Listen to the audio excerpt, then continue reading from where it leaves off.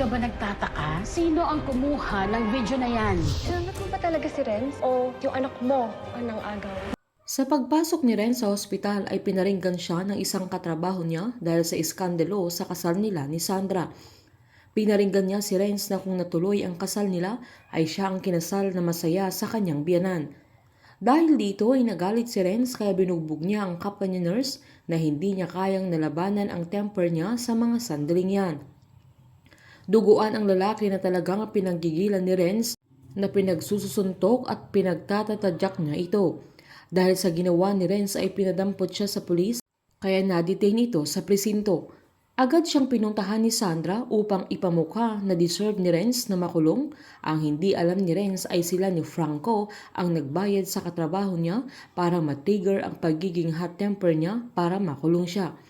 Nagkunwari si Sandra na nabalitaan lang niya na andoon siya kaya pinuntahan niya ito upang sabihin bagay ang binata doon na kinasuhan siya ng physical assault. Sabay sinabihan niya si Renz na pwede pa niyang kausapin ang lawyer niya para madagdagan pa ang kaso niya.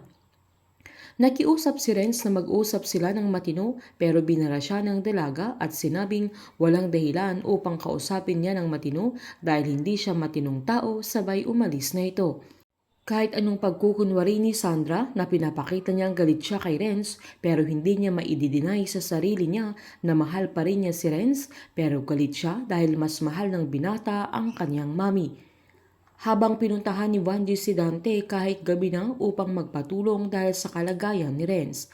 Nagkunwari pa si Dante na tulog pero hindi siya tinigilan ni Vanji.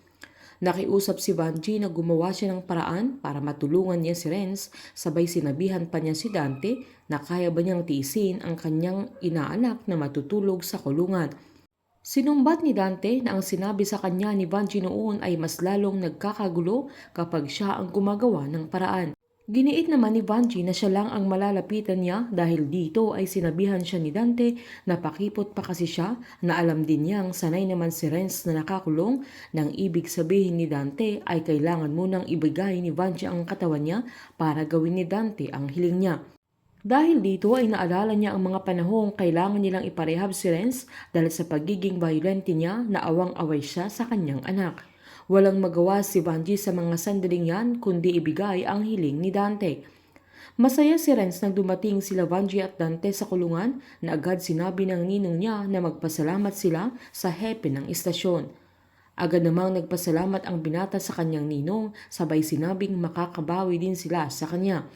Walang kaalam-alam si Renz na katawan ng nanay niya ang kapalit sa lahat ng mga ginagawa ni Dante sa kanila. Kinaumagahan naman ay nagkita sila Franco at katrabaho ni Renz na binugbog niya para ibigay niya ang bayad sa ginawa niya. Nainis lang si Franco dahil nakalaya din agad si Renz na agad sinabi ng lalaki na siguradong lagot siya kapag nagkita ulit sila ni Renz sa trabaho pero inabot ni Franco ang isang envelope na naglalaman ng past record niya sa rehab na magiging paraan nila para matanggal ng tuluyan si Renz sa kanyang trabaho. Habang sinabihan naman ni Mario si Dante nang nasa bahay nila na may utang na naman siya sa kanya. Agad namang sinabi ni Dante na wala yun sa kanya.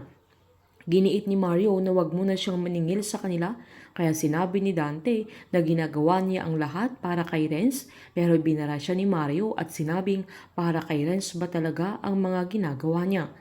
Dahil dito natahimik sila Vanji at Dante. Nahahalata na ni Mario na may lihim sila Vanji at Dante sa kanya. Habang unti-unti nang bumabagsak ang restaurant ni Rose dahil sa kagagawan ni Sandra. Hindi niya titigilan ang mami niya, maging sila Renz, Vanji at Mario at ang mga kaibigan ni Rose hanggat hindi niya nakikitang nagdurusa sila at tuluyan ng bumagsak. Painit ng painit ang mga tagpo, sabay-sabay po nating subaybayan ang advance episode ng Unbreak My Heart dito po sa aking channel. Patuloy lamang pong manood at mag-subscribe para ma-update po kayo sa mga susunod na episode. Marami pong salamat.